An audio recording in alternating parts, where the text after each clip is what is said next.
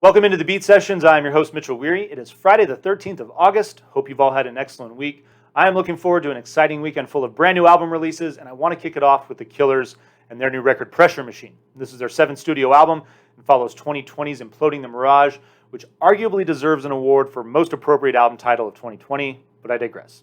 It's been a little over a year since the release of that record, and with Pressure Machine, the Killers have delivered something that's vastly different than anything that they've ever done before.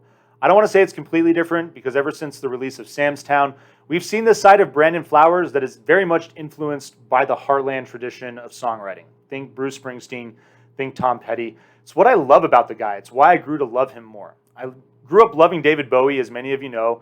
I love that glam rock, that pop element that the Killers have always just loved and thrived on. But there's this little side of heartland, of Americana, of folk and bluegrass, these traditions that play a part in their music. And it's really cool to see them just go full tour de force with that side on this record. Absolutely loving just the beautiful music that they've created. Dave Koenig's back on guitar, so despite being a very different record, there's just this nice familiarity with him being on guitar on this record that I just felt anyway while I was listening to it. Just gave it just so much more of a pleasant feel as well. And Brandon Flowers delivering easily his best lyrical performance to date. He's always written in a way that evokes this sense of nostalgia, very much in the Heartland tradition. But these songs, these vivid portraits that he is painting of people that he grew up around, of incidents that occurred while he was growing up in Nephi, Utah. And like any good songwriter, he's going to flesh these things out a little bit and kind of tell a more exciting story. But he's also telling these stories and exploring themes, bigger themes, that allow these songs to resonate with everybody. You don't have to be from a small town to identify with the characters and the situations that they're facing on these tracks. So I think it makes this record so powerful, really just tugging at my heartstrings. Like I almost teared up a little bit towards the end of this record, just with the content, the stories that he's telling, what's going on.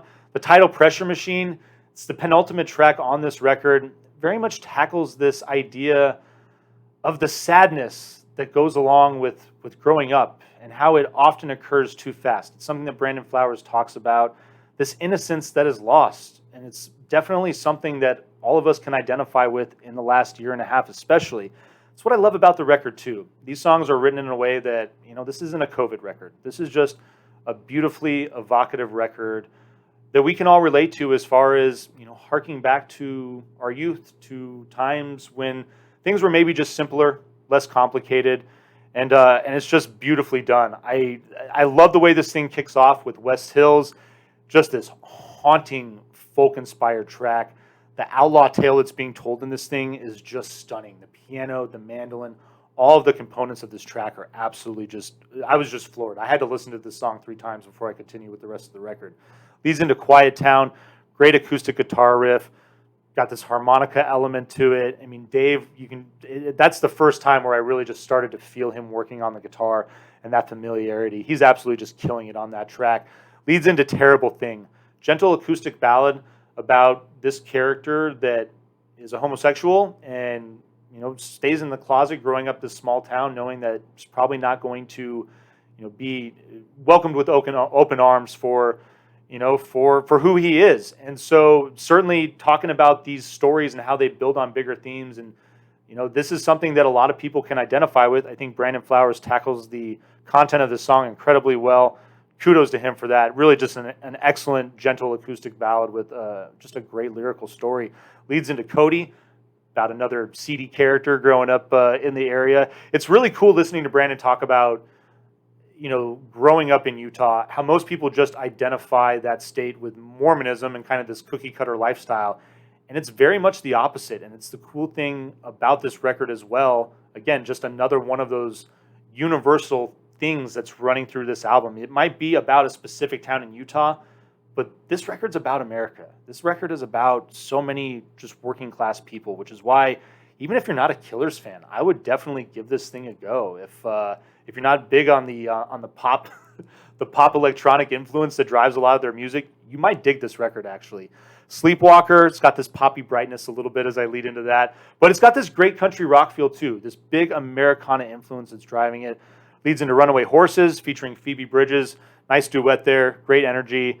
I'm loving this thing as it moves from the energy is carried very well. There's tracks that kind of slow it down a little bit, but then the energy comes back up with songs like In the Car Outside. Desperate Things, an incredible story of desperate love. Excellent instrumentation on this song. The third verse, Brandon Flowers talks about how this is something that doesn't occur often in pop songs, which is why he had fun with this record. And this song just takes this like dark, sinister Nick Cave turn. I think you'll really dig what's going on there. That penultimate track, Pressure Machine, 10th track on this album. I mean, I was just, again, floored by the beautiful lyrical explanation of that theme of growing up and innocence lost. But it leads into the Getting By, which is just a beautiful way to close this record. There's this sense of hope that runs through this song that is a great way to complete what is going on, I guess, as far as the concept of this record. All the stories that are actually incorporated into these songs, a lot of these tracks lead off with vocal elements that correspond with the stories that are told in the songs. And Getting By highlights this feeling of hope. These people, despite their struggles, despite whatever it might be that they faced in their daily lives, still get up every day, and they still get up and go to work, and they fight. And it's because they hope for something better, for the tomorrow, that maybe there's even just a modicum of their life can be spent knowing that a lifetime's hard work has paid off, and that they can realize that. I call it the American dream, call it what you will, I don't know, but Brandon Flowers, man, just pulling at my heartstrings this morning. This thing, very impressed by it. Vinyl, please. Again, if you're looking for a pop-driven record from the Killers, you're probably going to be very disappointed with this thing. But if you're open-minded, if you just love music, I think you're really going to appreciate what the Killers have finally done with that Americana sound that really has run throughout their entire catalog.